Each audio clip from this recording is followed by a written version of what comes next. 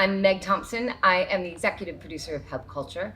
I'm here today with Selina Vaccarino, who is the COO or the occasional helper-outer at Hub Culture, but she is one of the original people who was involved with Hub Culture. So, Selina, tell me, how did you get involved with Hub Culture?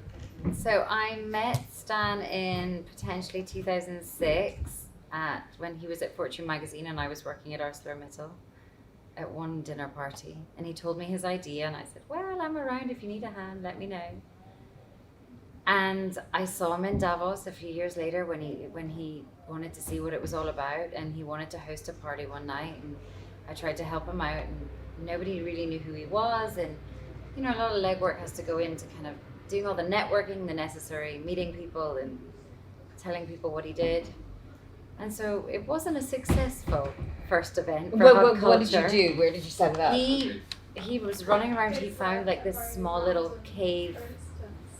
He found this small little cave, like little night cafe or nightclub. Okay. It was like a dark dungeon, and I was running in between going to dinners with my CEO. Okay. Trying to light candles and make it look nice for guests. Right. And he's like, you gotta be here when people arrive. And we had a few guests only arrive.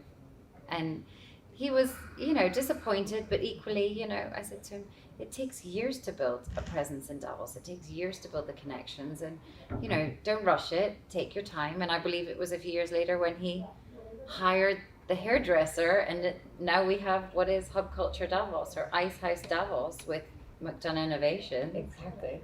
And it's bigger than anybody could ever imagine it would have been 10 years ago. It's amazing, isn't it? Amazing. It's amazing. Well, I first got involved with Stan. I was living in LA, and he had gotten he'd come on board as a partner in the Governor's Global Climate Summit. Yeah, the Governor's Global.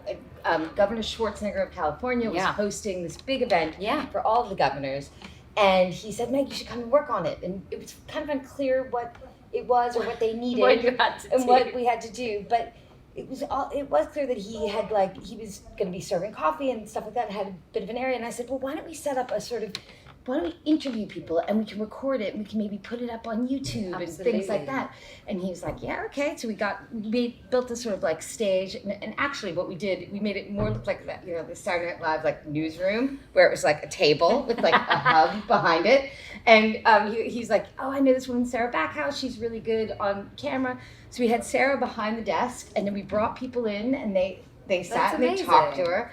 And then, over the course of it was just like a 3-day event, but a couple days later, we then turned it into a couch, and we got Tony Blair and Jaimin Hounslow, the actor. Stan has this unique ability, just people adore him off the back, like straight away, and he pulls people in, and they want to be part of what he's doing, and I think it's fantastic. Exactly. He's been able to get the right people in the room.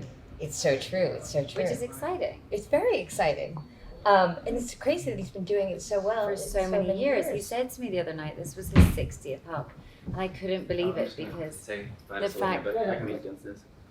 the fact that he's been able to pull off 60 hubs in such a short space of time, and he's not just in one particular industry, he's everywhere, between the Art Basels and the Cannes Film Festival. Does he do the Lions? What else? Yeah, he does the Cannes Lions. So much. I know. I've actually done a few of those with him. I've done Cannes for him a few times. We did a New York art one actually too, which was quite cool. Wow. And I've seen several of the COP hubs. Yes. Which have been fantastic. Did you ever go to the hub that was in London, the more permanent hub on Carnaby Street? I worked for him for a while. Okay, so you I did work for him for a while. Of course I did. My goodness, I'm forgetting. Yeah, for a while when he was in Kingly Court. Yeah. Okay. So I was in between ArcelorMittal and before I started my job at HSBC Bank. Right. I was with Stan at the hub, and we were doing weekly wine sessions with a sommelier, and we had fashion events, and it was a massive workspace, and he had such a unique group of interesting people that were using that as their workspace, and they were all collaborating together. So it was great. Yeah. Exactly. Yeah, no, because I feel like also in Cannes he did it. He had a collaborative workspace. He got like Final Draft, the screenwriting. But something that I do love that he does is the intimate dinners. So Yeah. when he's able to bring the right people together for the intimate dinners, the smaller things, not the 40, 50 plus, but he gets the right individuals through his connections around the table, and they can go off and work together, and things are produced and changes happen and positive things happen from it. I think that's fantastic. Exactly. I agree. It's quite a thing. Well, it's like the ordinary club that you experienced the other night. I love that's that. a tiny I love group that. that keeps, we keep sort of reconvening in different places Yeah, and with that's different people. And so lovely. And actually what I loved at that session the other night was the age range. That older lady, she was fantastic. Yeah. And then you had these young girls that are doing, whether it was movies or fashion or I know. making They're waves. so accomplished. It's So accomplished great. already. Yeah, Already. I know. It's amazing. I don't know how that's possible, but it is. They're fantastic. I know, it's true. Cool. Well, we've just been reminiscing a bit about hub culture's history here at Ice Hub in Glasgow. There'll be more hubs to come. Hopefully Where we we'll be may there. be. Yeah, maybe. We'll see. But yeah, and I'm Meg Thomson.